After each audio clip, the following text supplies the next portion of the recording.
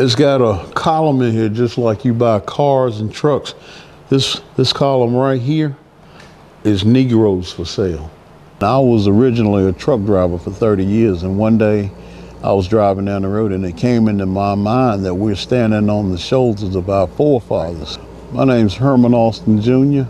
and we're at Heritage Cultural Farm in Warrenton, North Carolina. It's an agritourism farm. So what we do is we have blackberries as our crop.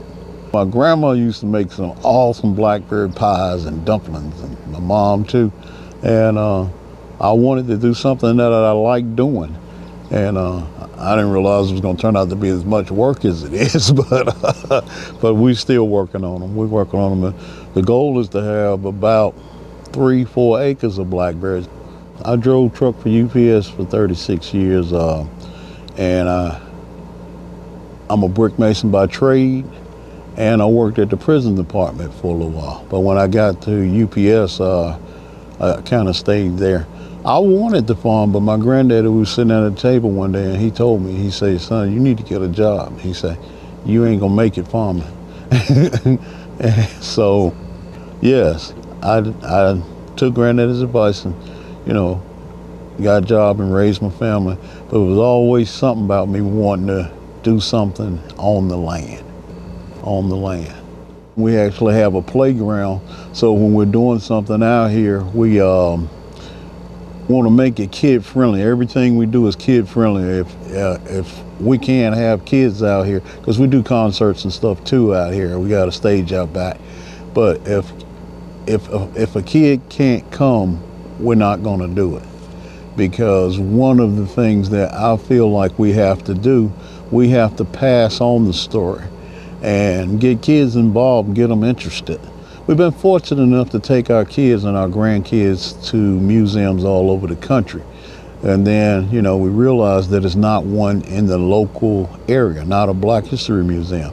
So we're just doing what we can do with what we have. The museum is called the Pack House Museum. And when you carried tobacco back in the days, it was on a stick. Matter of fact, we got a stick of tobacco in there on a wrapping horse. But anyway, when you take the sticks out of the barn, you would take them to the pack house and take the strings out of them and then pack them to take to the warehouse to sell. This is an 1859 New Orleans newspaper, and we display this paper because it's got a column in here just like you buy cars and trucks. This column right here is Negroes for sale. And that's one of the reasons we bought that, so we could, just emphasize that people were sold. These are replicas of shackles, slave shackles, which slave shackles and prison shackles were the same. We try not to, ain't no trying it. We don't do this for hate. Yeah. We do this for the history. We say Black history, but Black history, in my opinion, is American history. We have a goal, and I was originally a truck driver for 30 years, and one day I was driving down the road and it came into my mind that we're standing on the shoulders of our forefathers to reach our heavenly goals. So I drew it on a napkin, and it's a young lady that's a good artist around here, and she actually put it on canvas. I've always been interested in old stuff. When I had hair, my barber used to tell me I was born in the wrong era. He said I had an old soul. And I went to the Blacks in the Wax Museum in Baltimore. And we went on a family reunion. I had no idea what it was going to be, but I was so intrigued when I went in there. It touched me a whole lot more than what I thought it would. And I've always been going to museums and trying to let the kids know what our kids, rather, the grandkids, and letting them know what our people made these sacrifices. And we should be grateful and try to pass it on. one day, if possible, I would like to have a slave ship down here built as a replica like the one I saw at the Blacks in the Wax Museum. It really touched me the way that they had it. And they had, I don't know how they did it, but the floor had motion in it, and you could hear the chains rattling and the moaning and groaning, and it was so real.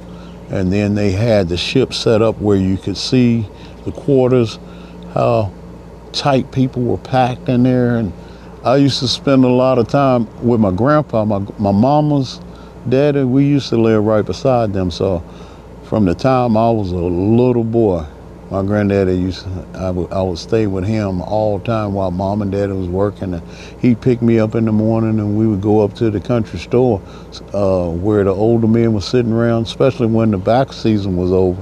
And they were in there talking about stuff and, you know, eating cheese and crackers and sardines and Viennas and all that stuff like that. But as a man that used to be up at the store, he actually owned the country store, Mr. Jebby Russell.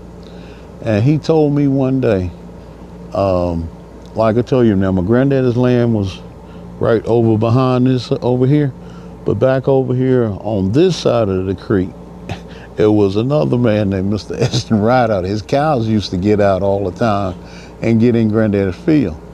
And Mr. Russell told me one day, he said, you know, your granddaddy was one of the first men, black men in the county to carry a white man to court and win. And he said, and we were standing out there, and it was a bunch of white men that came out and told my granddad, said, yeah, I heard you carried Mr. Alston to court. And they said granddaddy told him, said, no, I carried his cows to court. And if they get in my field again, I'm gonna carry them back.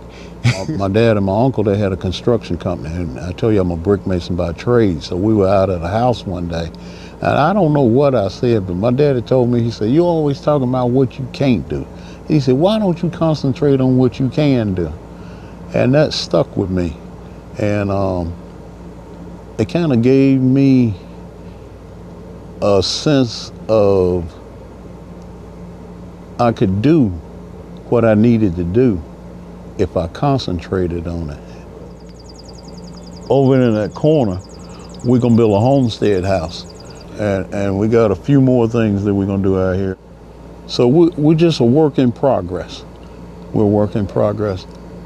And we thank God for giving us the ability to do what we're doing and keep adding to the vision. Yeah, my wife used to say, when I got home, especially when I was driving that truck, she said, what now? You've been thinking again, ain't you?